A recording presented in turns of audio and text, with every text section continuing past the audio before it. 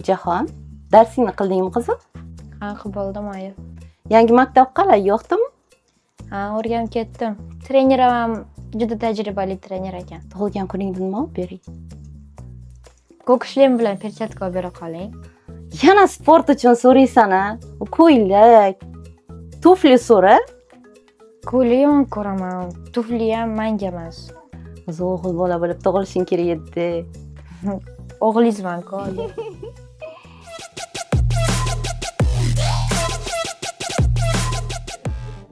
Mansur, uy vazifangni qildingmi? Tayyorlashga imkon yo'q edi, ustoz. Tinchlik nima bo'ldi? Adam bilan tog'da edik. Mayli, salom etib qo'yasan adingga. Hop. Javon, uy vazifangni olib kel.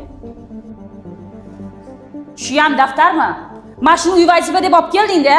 Bu bilanchi faqat bitta joyga kirish mumkin. Na jildi bor, na yozuv va ahvolini qaralaring. Yo'qotma buni. 2.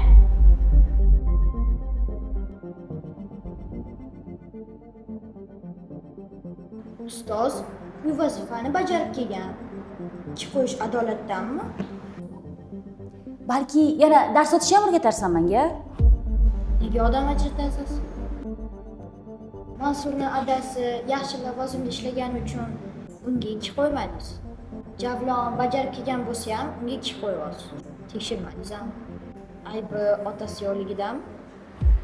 Sanchi oilada bittaman deb jatal tep ketibsan-a? Onang bilan alohida gaplashishim kerak ekan hali seni. Nimaga bezrayib qarab turibsan? Bor chiqib ket sinfdan. O'qituvchi yoqmasga nimaga o'tiribsan bu yoqda? Keyingi darsga onangsiz kirmagin, tushundingmi? Yana kimnidir gapi bormi?